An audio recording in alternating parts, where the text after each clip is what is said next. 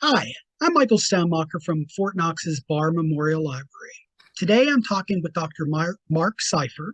He is an expert on Nikola Tesla and an expert in the field of graphology, which is the study of handwriting. He was a lead investigator in the History Channel's five-part series, The Tesla Files, and has appeared in Tesla documentaries on the American Experience and in the award-winning Tower to the People. He is the author of Wizard, The Life and Times of Nikola Tesla. Today we're discussing his new book, Tesla, Wizard of War. Thanks for taking time to talk with us. Thanks for having me, Michael. So I'm curious with your background and when I started looking at it, what drew you to Tesla initially as a subject? Well, it's really an interesting story because I was interested in ESP, the idea that we had telepathic abilities. And this is back in the 1970s. I didn't know that J.B. Rhine, back in North Carolina at Duke University, was doing studies in the 1930s. And he was able to establish with ESP cards, that movie Ghostbusters, they hold up the ESP cards. Those are real cards. And if you can do better than chance, let's say it was a deck of cards and you just had to guess clubs, diamonds, spades, or hearts. Well, if you just guess clubs all the way through, you got to get 13 right. But if someone's getting, 37 right or 28 right or something like that, you can prove statistically that something else is going on. So I thought departments of parapsychology would open up. So when I got back to Rhode Island, where I was living at the time, I'm still living here now, many years later, grew up in New York. I started teaching parapsychology at Providence College Night School, and it was for credit, and I did that for 15 years. And along the lines, I met a fellow who was studying UFOs. His name was Howard Smuckler. And so he would go down to New York and teach at the New School, and he was also teaching at URI, and I was teaching at URI Night School as well. And he said, I'm going to start these two magazines. So he went down and he came back as the editor of ESP magazine and Ancient Astronauts magazine. Ancient Aliens, a television show, I think was sparked by the Ancient Astronauts magazine. And along the lines, I got interested in this Tibetan Lama. His name was Lobsang Rampa, and his book was called The Third Eye. And so I read it. It was an amazing story about a young boy who's got this psychic ability. He's the psychic for the Dalai Lama. This is before the current Dalai Lama. And then I read the second book, Doctor from Lhasa. He goes to China. He becomes a medical doctor. And I'm really into these books. You get to the third book, the Rampa story, and you find out that Rampa is dead and that the real author is a guy by the name of Cyril Hoskins, who's a British plumber. And this British plumber wanted to die from World War II. He was depressed. And so he leaves, and Rampa needed to live because he was dying. So they swapped souls. It's a very wild story. So I'm writing an article on this guy because he's written 12 books. I'm telling you, they're really good. New stuff about parapsychology that you've never known before. So I go down to New York to research him, and I find a book on avatars, enlightened beings. And one of them is Rampa, one of them is Jesus Christ, and another is a guy by the name I never heard of, Nikola Tesla. And the book says that Tesla was born from another planet, and that he came to the Earth to give us fluorescent and neon lighting, remote control, robots, wireless communication, our electrical power grid, the induction motor. And I'm going, I thought the Rampa story was crazy, but this is even crazier. If this guy had lived, I would have known about him. But I'm in the New York Public Library, so I look up his name, and there's his name, and there's an article on high-frequency phenomena that he wrote about 1905 or thereabouts. So I come back to Rhode Island. I say, Howard, I just heard about this guy, Tesla. He says, oh, Tesla? Here. He gives me two books. One is John O'Neill's biography of Tesla. O'Neill knew him for 40 years, wrote the book in 1944. And the other one was called Tesla and the Venusian Spaceship, which suggested that Tesla was still alive, flying around in a UFO. So that's how I started. I read the O'Neill book, which is a great book, but there are gaps in the book. And at the same time, I ordered Tesla's Book of Patents. Now, his Book of Patents is 1,000 pages. It's got his lectures and his articles, comes from the Tesla Museum. And the only place you could get the book was from a UFO organization. Tesla was not known in 1976. This was the year that that I started my research, no one had heard his name at all. When I get his book, it's this thick, and it's got all these patents about the induction motor, wireless communication, and I go, wow, this is incredible. I have to find out, is he really the inventor, or is he just another inventor who's got patents? So I made him the subject of my doctoral dissertation to establish two things. One, why did his name disappear? And two, was he really the inventor of radio, wireless communication, electric grid, and all of that? And I found, to my astonishment, he really was, and that his name was buried for various different reasons. And that's how I got interested in Tesla. So can you that I mean that's a fascinating story, but it is interesting because so little is even now relatively unknown or relatively known in uh, the common world about him. Can you tell us a little bit about Tesla's origins and his early life? Yeah, Tesla was born in 1856 in Smiljan, Croatia. And as the crow flies, it's 150 miles from Rome to Smiljan if you go across the Adriatic Sea.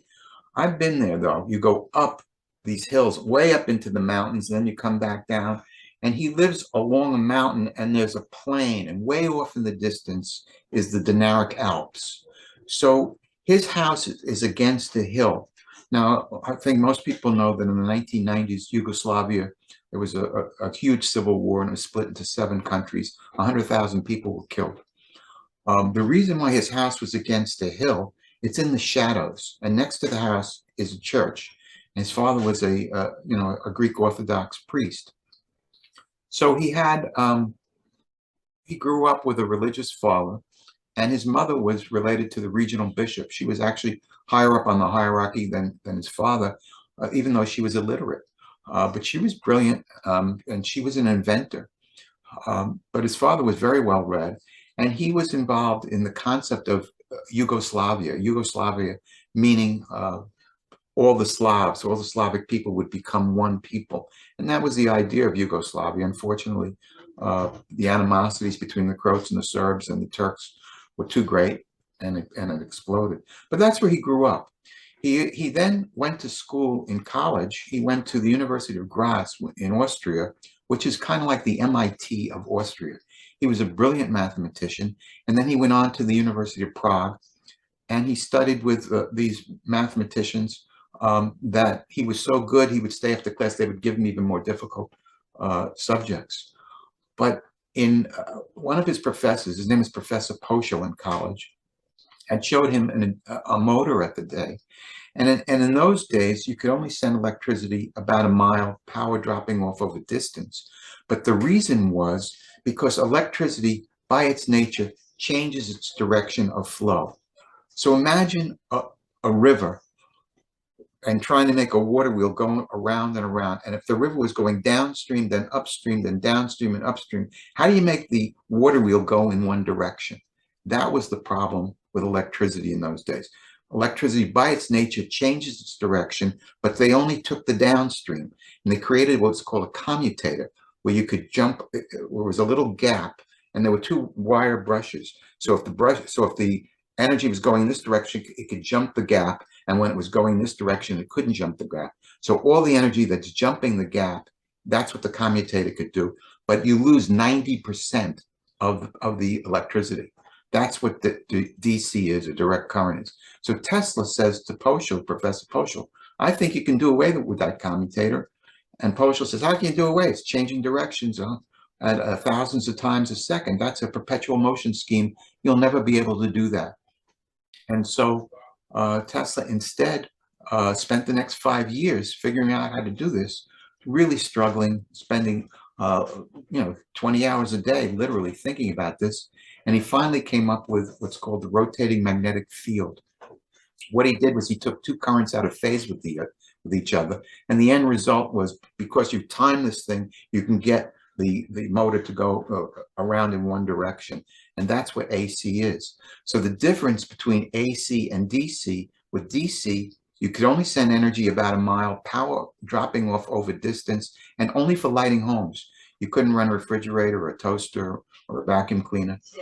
And if you were far away, a mile away, your lights would dim. And if you were close to the power source, your lights were bright.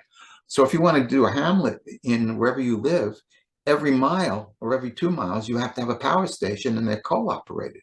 So in the 1880s, the atmosphere was filled with smoke from all these little local coal operating in the Northeast, where I live in America. There were 3,000 local power stations, three major companies: the Edison Company, the Westinghouse Company, and Elihu Thomson. And so Tesla wants to work for his hero, Tom Edison, and he goes to Edison in 1884, comes to America, and he said, "I got this great system. It's AC system." And Edison says, "What are you, nuts? The power's going out thousands of times per second in two directions. Westinghouse is playing with that. I don't want to hear anything about that."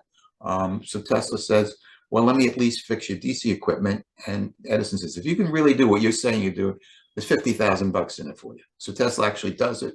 And then Edison says, "I wasn't really going to pay you 50 grand. It was just, this is how we talk in America. It's a joke." So Tesla quit. He became a ditch digger for a while, and eventually Westinghouse picked up his system, and that created the War of the Currents. So that's the early part of his life. And I can tell you more about that, but that's really how he comes to America, and he has this huge invention, which his hero is unable to accept.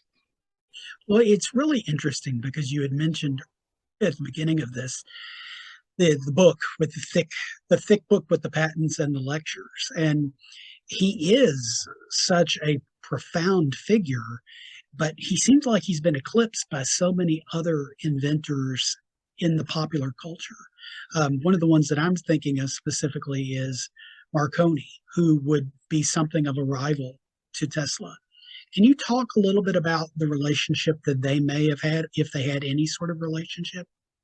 Yes. Before I do, I want to tell you one of the main reasons why his name disappeared. When Westinghouse was fighting against Edison, they wanted to publicize Tesla's name.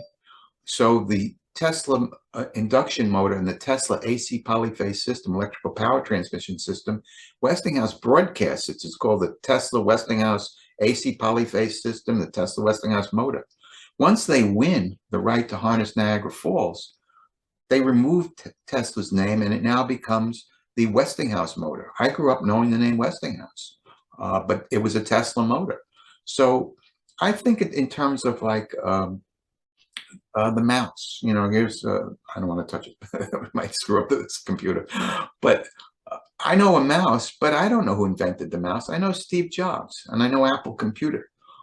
So that it's the same kind of thing. We knew Westinghouse, and we knew electricity. So Tesla's name got separated. And the same thing basically happened with wireless communication. Tesla he's now racing in the field of wireless against Marconi. He moves out to Colorado Springs, and he builds a 200-foot tall tower, and he's able to send energy through the ground and light bulbs around about 100 feet or 200 feet from the lab by wireless. He is the inventor of fluorescent lighting. He's saying, why waste all your energy in heat? We all remember changing a light bulb, you burn your fingers. He said, let's just have it produce light.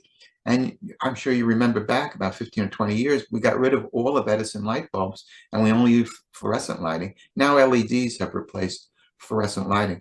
But Tesla's the inventor of fluorescent lighting. Not only that, he's inventor of wireless fluorescent lighting. You could take a light bulb and place it anywhere. It wasn't attached with wires. So that's really the invention of the radio, because different light bulbs would light when different frequencies were hit. So when he lectured before the Royal Society of London in 1892, he had different light bulbs of different colors. And when he hit frequency A, light bulb A would light with a red color, let's say, and light bulb B would light with a blue color when he hit frequency B. So he had all of the technology for the radio. In 1891, 1892, 1891 in Columbia University, 1892 in Royal Society in London, 1893. He lectured before thousands of people, even in St. Louis, Philadelphia, at the Chicago World's Fair, and all that. Marconi doesn't get into it until 1894, and Marconi is using a much more primitive system. Marconi's system could only transmit dots and dashes. So he could transmit Morse code. Tesla's system is continuous. They call them Hertzian waves. They're not Hertzian waves. They're actually Tesla waves. And the continuous waves enables voice and pictures like television and radio to be transmitted. Marconi's system could never have evolved into radio. But where Tesla is building one huge tower out on Long Island, where he plans to create cell phone technology where every single person on the planet will have their own cell phone. Marconi can only transmit along one transmission frequency. He doesn't even know what frequency it is. Marconi tells you he doesn't know what frequency it is. And it's only for Morse code. However, he's got maybe 1,000 locations all over the globe. He's got wireless systems all over the globe. So Marconi's got this huge enterprise on every continent, sending energy thousands of miles, actually using some of Tesla's system, using the Tesla coil. And when Tesla finds out that Marconi is using his Tesla coil, he flips out and he doubles the size of his tower. So he's gotten $150,000 from JP Morgan to build this huge tower on Long Island, which was 90 feet. He doubles it to 180 feet. The reason he doesn't tell Morgan is because Morgan is in Europe. He says, well, I'll tell him when I come back, because his thinking is, if I double the size of the tower, the cost will only be double, but I'll now have control over the entire Earth. And so revenues will come in a geometric fashion. I'll make a lot more money and I'll wipe Marconi out. And Morgan freaks out because Tesla had basically breached the contract. And then Morgan blocks people, other investors. Tesla was working with Jacob Schiff, Thomas Fortune Ryan, Henry Clay Frick. These people were billionaires in today's dollars. They're worth hundreds of millions of dollars then. And they meet with Morgan, and Tesla doesn't get the money. So the reason Tesla's name disappears is because Marconi succeeds in the field of wireless, and I think rightfully so. He had all those plants, and Tesla put all his eggs in this one basket, and Morgan just blocked him. And so Tesla's pleading with Morgan to give him the money. He's going to advance the world a century. And the one other thing I want to say is that Tesla tells Morgan, I can create an unlimited number of wireless channels. Marconi can only create one channel. He doesn't even know what frequency he's using. How does Tesla create unlimited number of wireless channels? He has learned to multiply frequencies. So if we look at, let's say only 10 frequencies exist, then there can only be 10 cell phones on the planet.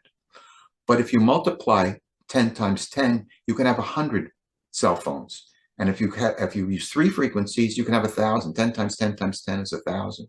So Tesla is the inventor of cell phone technology, the ability to create wireless, that every single person have their own cell phone. And he would have had that at the turn of the century if if JP Morgan had believed in him. But Tesla scuttled the situation, and he couldn't change Morgan's mind. And that's why his name disappeared. And that's why Marconi survived. Well, it's interesting because, as you mentioned, he's talking about these ideas of harnessing energy and delivering it wirelessly over 100 years ago at this point. And those conversations, as I understand it, set the stage for what he proposed as a particle beam weapon. Can you tell us some more about what this death ray, so to speak? Yeah, what's really interesting, and what I really set up to do when I wrote Wizard: The Life and Times of Nikola Tesla, that's this book. It's an extension of my doctoral dissertation. I've got a new book which I want to trying to sell right now, but the new book deals with the particle beam weapon. But what I wanted to do was I wanted to establish whether or not Tesla really was the inventor. So there's 1,000 endnotes in Wizard, because there was a lot of people trying to dismiss Tesla and give credit to other people, including Marconi. Even right now, even today, I've been arguing with somebody in the IEEE who's writing an article that Marconi's the inventor of the radio. And he just isn't. Marconi deserves all the accolades for getting it out there, but he's not the inventor. Tesla is the primary inventor, and I established that. And I'm trying to rattle this guy's head. He just won't change his mind. With all the proof that you provided, it just doesn't matter. So that I was dealing with all of that. So what I wanted to understand was, what was happening with Wardenclyffe. Why did Wardenclyffe fail? And what I just told you had not been written about before. People didn't want to knock Tesla, but he made a huge mistake by doubling the size of the tower, by breaching his contract with Morgan. And I want to find out whatever the truth is, wherever it goes. So in 1901, he builds the tower, and Morgan returns. There's a stock market crash. And Tesla says, I know I doubled the size, but I'm going to advance the world a century. I'm going to have it so. Where are you located, by the way? I'm in Fort Knox, which is central Kentucky. Okay, so you're in Kentucky. I'm here. It's literally like we're sitting in the same room together talking. And it's such a great experience. Tesla's telling Morgan, I'm going to do this. Someone in Australia, someone here, someone in New York, someone in England. It's like we're sitting across the table from each other. That's what he's telling Morgan, and Morgan can't understand. How can you send voice through the air? Come on, that's ridiculous. He can't understand what's going on here. So Tesla is pleading with him. And in 1906, he finally realizes Morgan has scuttled the deal with Henry Clay Frick, who's worth $60 million. He scuttled the deal with Thomas Fortune Ryan, Jacob Schiff. These are hundreds of millions of dollars these guys are worth. And Tesla has a nervous breakdown, which I discovered because his handwriting falls apart. But the tower is still there. So it's 1906, 1910, 1912. He starts to work for the Germans in 1913, 1914 at Sayville, out on Long Island, they have Telefunken. And so the Germans have Telefunken, Marconi has Marconi system, and those are the two giant wireless systems. And Tesla tells Sayville, he goes out to the Sayville plant, and he said, you're wasting all your energy sending it through the air. You got to send this energy through the earth. He describes what they need to do. The New York Times writes right after Tesla meets with them, about a couple of weeks later, Sayville triples its plant. It's now the largest wireless plant on the planet. So I think that article from the New York Times is clear evidence that Tesla knew what he was talking about, and that our radio system, which sends it through the airwaves, is not as efficient as sending it through the earth. So now we're up to 1915, 1916, World War I breaks out. We're still working. He's still working for the Germans because we're still neutral. And in fact, the Germans have all of their wireless plants, systems on our Navy ships. Franklin Roosevelt is the Assistant Secretary of the Navy, and Marconi sues the Navy, the U.S. Navy, and sues Telefunken. And who do they need to prove that Marconi is wrong but Tesla? So Franklin Roosevelt writes a document, having studied all this, says, we need Tesla because Tesla's going to establish that Marconi is not the real inventor. And so FDR is aligned with Telefunken, the German company. Then the Lusitania gets sunk by the Germans, and we're kind of still hemming and hawing because Wilson is afraid to really get into the war, President Wilson. And Tesla thinks the last chance I have to save Wardenclyffe, because he transfers the property to the Waldorf Astoria because he owes them $20,000 in back rent. They're going to destroy the tower and just get salvage out of it to pay off some of the money that Tesla owes. So Tesla reveals that Wardenclyffe can also be used as a death ray, that at the top of the tower, you can send out energy and shoot down, even they had planes, early planes in those days, and sink ships. So that's the very first time, in 1915, that Tesla reveals that he has what becomes a particle beam weapon, but in those days they call it a death ray. And that's really the beginnings of this amazing story, which I get into in much more detail in the new book, Wizard at War. You know, it's interesting because I've been thinking about your book and Tesla in the context of today. And almost 100 years ago, he was talking about that there were ways to wage war among nations that were far more devastating than conventional warfare. I'm curious, based on your comments up to this point and your research historically, he's incredibly prophetic in not only his science, but in his beliefs. Would you comment on that for me, please? Yes. I mean, there are still mysteries about Tesla. When we shot the Tesla files, we had ground penetrating radar. And we showed that there was a mystery where there really were tunnels underneath the tower. And he called them earth grippers.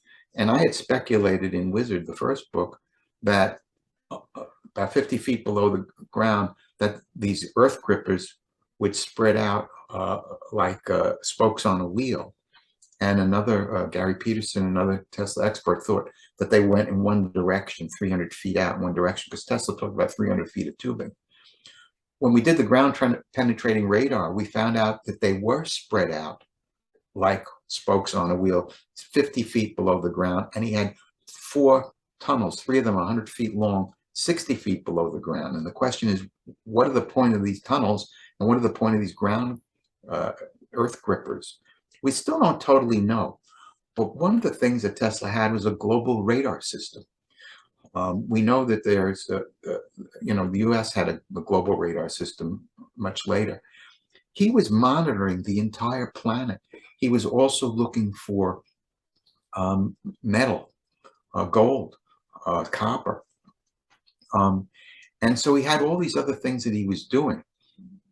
And one of the ways that he looked for metal or, mining was to vibrate, put his oscillator on a big rock, and he'd vibrate the area, and he would be able to get a map of what's going on underneath. And according to the information I put in the new book, James Hill, who was, a railroad baron with Morgan, had huge copper mines, and Tesla claims that he helped him find like $150 million worth of copper. And so I think that's what he was doing. I think he had a way of mapping all of that. So that's some of his technology, which we still don't totally understand. Now, in terms of your question about uses in war, there's one theory which Tom Bearden had, was that principle could be used to direct create an earthquake at a distant location. And there was speculation, that HAARP might have been used to create this earthquake in Haiti that caused this horrible catastrophe a few years back. So it's possible that there is a way to transmit a pulse through the earth and direct that pulse and create earthquakes all over the planet. That's one highly speculative idea out of Tesla's inventions. The other, though, is his particle beam weapon, which would be a stream of tiny little particles. Where Tesla's brilliance comes in, I mean, it shows so many ways his brilliance comes in, but where Tesla's brilliance comes in that idea was, if you take a flashlight and you shine it, over distance, it's going to spread out and lose all its power. It's the same thing with a so-called death ray. If you send an electric pulse as a weapon, it loses all its power over space, the inverse square law. So he said, how can I direct that? He didn't, I think he actually had witnessed laser technology, but he didn't advance that at all. And it's not, he might have been an inventor of laser, but he certainly didn't do it, and he should not get credit for it. But he said, well, how can I get this death ray to be in a single stream? And he comes up with the idea of these little tiny particles of tungsten. And so he said, if I can shoot out tiny little particles of tungsten, instead of a cannon which shoots out a giant, bulb that weighs a lot of weight, this tiny little thing would be so much more efficient. So what he does is he takes the Van de Graaff generator, which has a belt of going around, and he creates an electronic stream, let's say of negative ions going around, and then he has a cannon putting in these little negatively charged particles of tungsten, and they shoot out through the repelling force. And what I realized was, he had a pop gun as a kid. Did you have a pop gun as a kid? You pump the energy, and the cork pops out. It's the exact same principle. So what I think has occurred is the railgun of today that the US Navy uses is based on the same principle. I think after Tesla died, I think they studied his papers, they studied his particle beam weapon. They did not advance exactly his idea of the little tiny particles, but they came up with the railgun based on the same principle. So I think those are two possible weapons that he was exploring, in the 1920s, that we have today in a more advanced form, at least one of them. But the earthquake thing, I don't think we've even attempted to do. So I'm curious, and this is my last question for you today. Why do you think we don't talk more about Tesla and his contributions, considering the impact he's had on our lives? I think it's an excellent question. I think he is coming back. I think Elon Musk has played a huge role. And what I've noticed, Elon Musk is involved in the most advanced technologies. We're going to have electric cars because we cannot continue to use coal and oil. And that's what, when Tesla had the hydroelectric power system, he said it worked on the wheelwork of nature. It was renewable and it was clean energy. It runs on a waterfall. It's essentially free. We talk about free energy. You don't pay for the waterfall. You pay for the equipment and all that, but the source of the energy is free. He wanted to do away with sapping the earth of coal and oil. So his idea ultimately was that his wooden clip towers, his wireless towers, would provide energy for cars and for airplanes. I look at the rocket ship we're about to send to the moon. Yeah, it's this great thing, but look at all the waste of all that fuel. I think there has to be a more efficient way, and that's how Tesla thought. So why he's not studied, I think the point I'm trying to make is whenever they mention Elon Musk now, they almost always mention the word Tesla. Kids are now growing up learning the name Tesla, but they think it's a car. A lot of them don't know that it's a person. I've been studying him since 1976. I'm still learning stuff about him. I figured out aspects of his so-called dynamic theory of gravity, which is linked to the God particle, the particle that gives matter its mass. I think it's worth studying geniuses like Tesla, really understanding how their mind works. And so I find fascinating that I'm still today, 40 years into this, still learning more and more things. So I don't really know why his name has totally disappeared. And I'm hoping that my new book will help bring his name back. But I think we should study highly intelligent people, particularly people that want to work within the planet. The one last thing I'd like to say is my hero growing up was Jacques Cousteau. Jacques Cousteau studied underwater. He was going to build, in a sense, villages underwater and everything. But he used the highest technology to study and learn and live within nature. That was Tesla's goal as well, ultimately, really. How can we advance the human species and not destroy this planet? And that's what we're dealing with right now. So that was really what I would say is that is got to be our goal.